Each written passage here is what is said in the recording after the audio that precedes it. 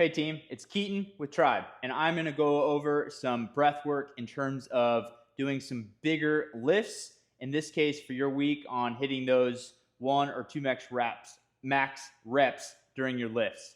So if I am doing a front or back squat and I'm starting this position, I want to take a big belly style diaphragmatic breath during my inhale.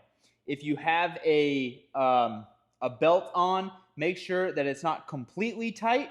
We want it a little loose to encourage and to kind of give a cue to ourselves to fill that small gap within our belt, filling a full 360 breath prior to moving the weight down.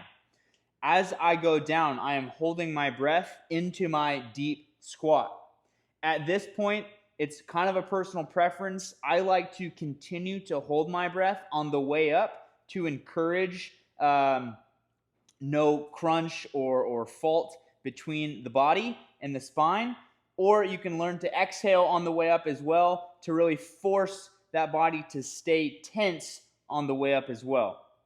As I come back up to a full standing position on the squat, I'm either going to exhale fully or exhale the last air that I have on after coming all the way up, recover slightly, and then start the movement again by taking my big, solid 360 breath to perform my next rep.